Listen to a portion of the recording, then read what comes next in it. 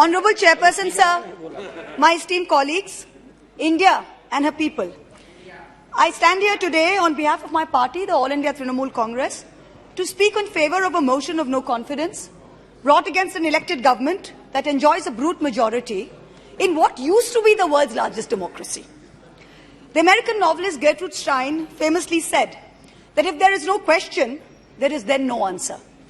We are here to ask the questions in our Tum Abhi Chup Raho Republic, where the Honourable Prime Minister tells the Governor, Chup Raho, where we as elected MPs in this House are routinely told, Chup Raho.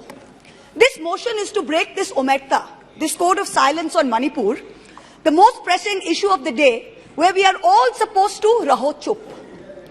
And now we are told that it is the BJP's master strategy that even with this motion, the Honourable Prime Minister has not come to the House day before yesterday.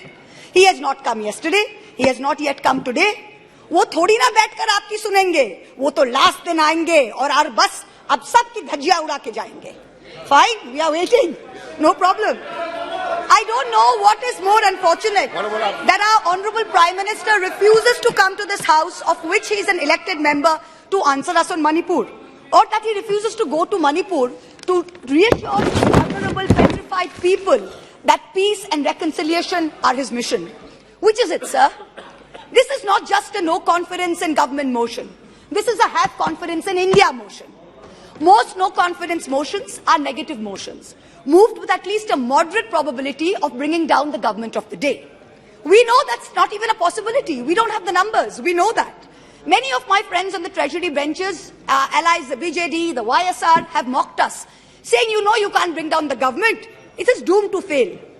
But we as India are perhaps the first bloc that has been forced to move a motion not to bring down anything, but to resurrect something, to resurrect India's founding principles of equality and secularism, which this government has buried 6 feet under, to resurrect the right to express ourselves in a democratic framework, which you label as high treason, to resurrect the right of a non-homogeneous, diverse people to exist within a union of state, which your government insists on dividing into us and them. Make no mistake, ladies and gentlemen, this motion is not meant to succeed in this House, but the larger motion, the have confidence in India motion must succeed. Please. Will, when the people of India have their say soon, and it's for this reason I stand before you today. The Manipur issue is mired in silence and in the government's whataboutery and false equivalences. I will point these out as best as I can. The Treasury benches have made vitriolic comments on why only Manipur. What about the instances of rape and murder in Rajasthan, in Chhattisgarh, in West Bengal? We in turn have felt compelled to ask, what about the violence in Haryana? I want to tell this House that Manipur is different, and I will tell you why.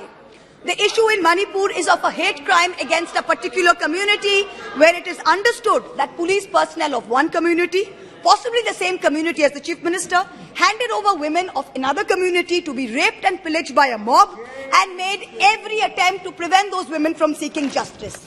The issue is that 2 communities today in Manipur have been pitted against each other in an atmosphere of civil war, of ethnic violence that has rarely been seen in India in the past few decades.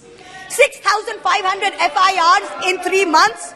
Which state has seen this? 4,000 houses destroyed in 3 months. Which state has seen this? 60,000 people displaced, 2% of the state's population. Which state outside of wartime or natural calamity has seen this? 150 people dead in 3 months. Which state has seen this? 300 places of worship destroyed. Which state has seen this? An armed standoff between the Manipur State Police and the Assam Rifles captured on video. One controlled by the Ministry of Home Affairs, other controlled by the State Police. Which state has seen this? 5,000 firearms and 6 lakh bullets looted from police stations by mobs. Which state has seen this?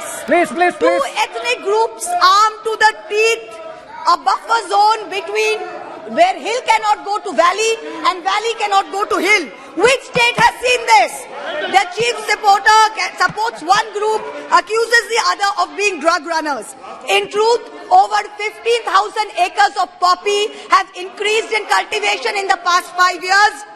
250 square kilometers of forest land has reduced under this Chief Minister's watch. Which state has seen this? Only Manipur. No other state. Only Manipur. So stop your whataboutery. Stop your false equivalences. Address the problem, Honorable Prime Minister. We haven't heard of one change in the police force. We have not heard of one change in the government. We have not heard of one person taking responsibility.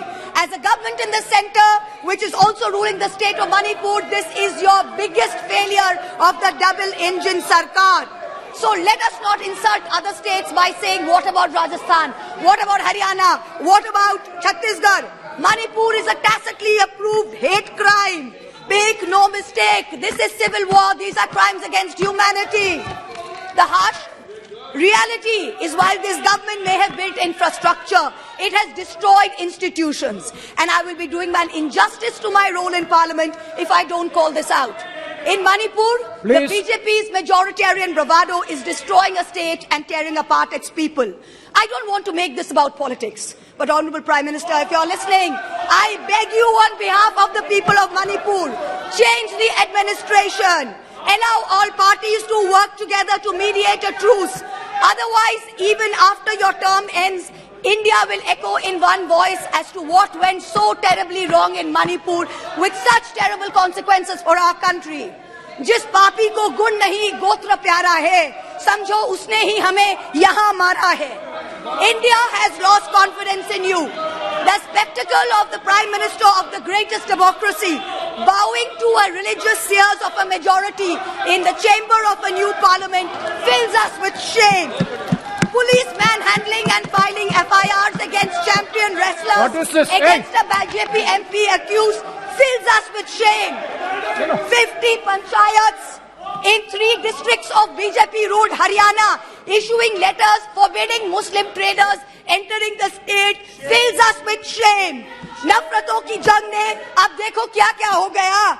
सब्जियां हिंदू हुई, बकरा मुसलमान हो गया. No, madam. You are creating it in every state. Now, we are not, 1 minute, we are not going to be bullied. One crony capitalist is not going to make a monkey out of India's regulators and equity markets while we watch. Mamta Di is not scared. Mr. Stalin is not scared. Akhilesh Ji is not scared. Rahul Gandhi is not scared. A 37% vote share party can only prevail if the rest of us 63% are shared, and we are not. This time we will take you on and we will win. Thank you. I hear the illustrious BJP members of the House. Thank you, ma'am. Last para, ma'am. Sir, last para, sir. I hear the BJP members praising their own, and I quote from the Gita, you have the right to labor only and not to the fruits of labor. Everyone asks, if not Modi ji, then who? This inaction on Manipur, Honorable Prime Minister, where you had absolute power to intervene but did not, is a cornerstone after which India will say anyone but Modi. Thank you very much. Thank you, ma'am. Next, Sri